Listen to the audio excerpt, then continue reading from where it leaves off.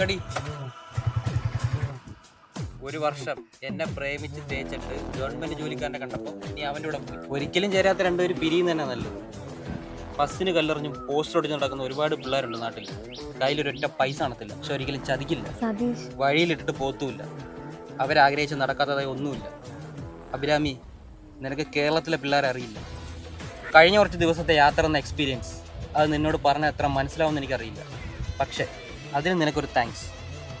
ഇതുപോലെ ദുൽഖറിന്റെ പടത്തിലൊക്കെ ഞാൻ ഡയലോഗ് അടിക്കുന്നു വിചാരിച്ചാ. എടി, നിനക്ക് കലാപരമായിട്ട് വല്ലതും കഴിവുണ്ടാടി. നിന്നെ 4 പേര് അറിയോ?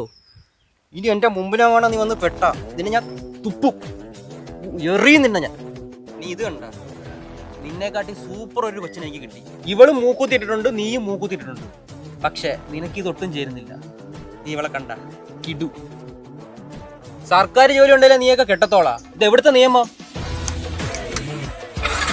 പോടി പോടി. നീ പോടാ കേട്ടോളെ, ക്ലാസ്സിനോളം മൂടും പോയി.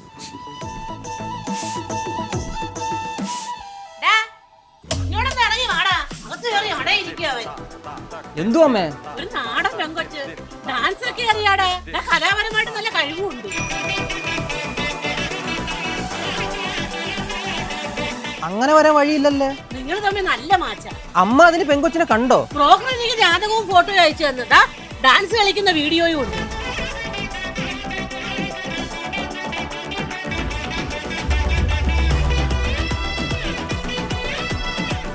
അമ്മ, ഈ കൊച്ചിനെല്ലാം ഞാൻ കണ്ടത്.